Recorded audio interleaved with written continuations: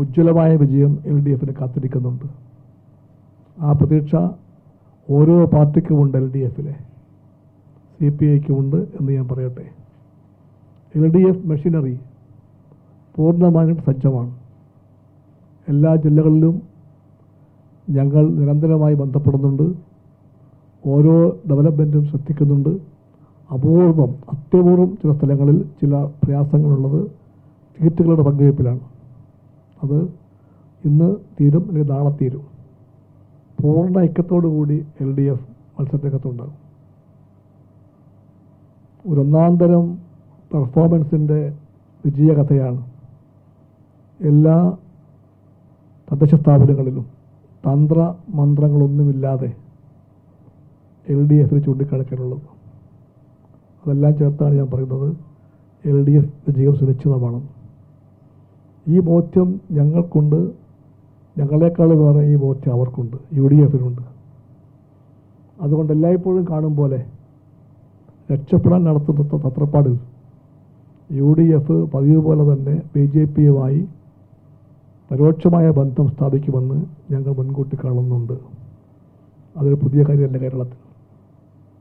ഇപ്പോൾ തന്നെ അവർ പറഞ്ഞു കഴിഞ്ഞു, കോൺഗ്രസ്, ജമാഅത്തെ ഇസ്ലാമിയുടെ പാർട്ടി, വെൽഫെയർ പാർട്ടി അത് രാഷ്ട്രീയ ബന്ധമാണെന്ന് പ്രഖ്യാപിച്ചു കഴിഞ്ഞു. ഒരു രാഷ്ട്രീയ പാർട്ടി ജമാഅത്തെ ഇസ്ലാമിയായിട്ട് ബന്ധം സ്ഥാപിക്കാൻ തീരുമാനിച്ചു കഴിഞ്ഞാൽ പിന്നെ SDPയിലേക്ക് ദൂരം അധികമില്ല. വെൽഫെയർ പാർട്ടിയുടെ തൊട്ടപ്പുറത്ത് SDPI ഉണ്ട്.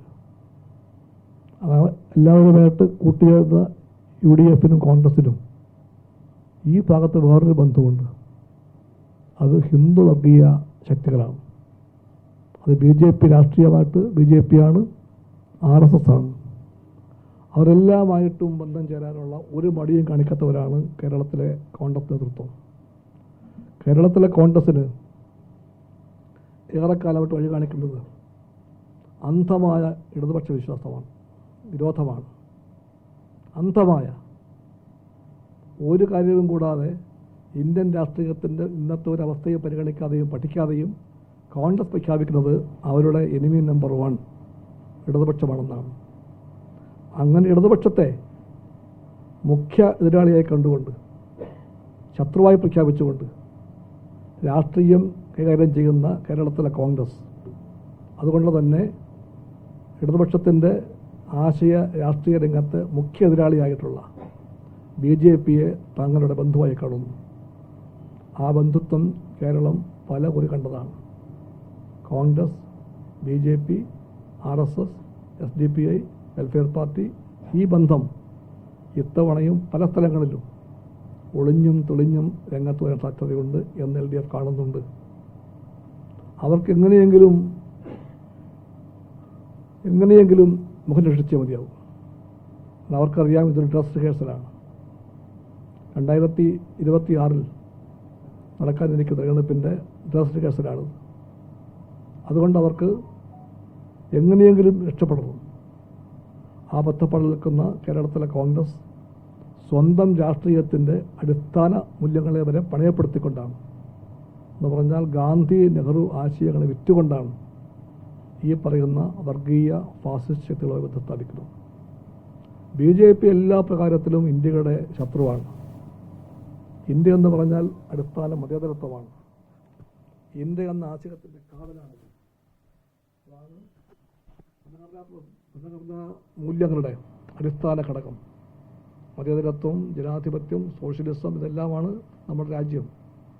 അതാണ് the fundamental features of the constitution എന്ന് പറയുന്നത്. അതിനെല്ലാം പൂർണ്ണമായിട്ടും ബലികഴിക്കുന്ന പാർട്ടിയാണ് BJP.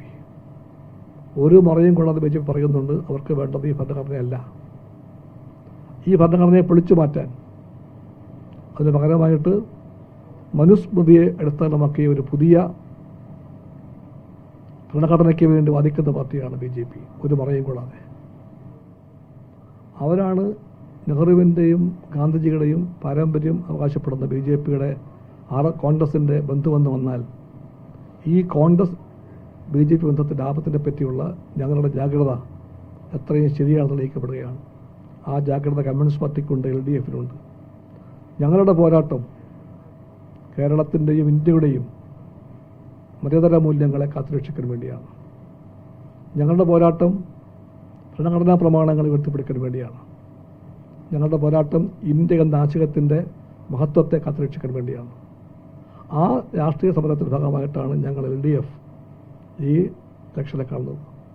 അതോടൊപ്പം ഈ പറഞ്ഞ എല്ലാ തദ്ദേശ സ്ഥാപനങ്ങളിലും LDFൻ്റെ 5 കൊല്ലത്തെ ഭരണം കാഴ്ചവെച്ച ഒരുപാട് നേട്ടങ്ങളും മുന്നേറ്റങ്ങളും പുരോഗതിയുമുണ്ട്.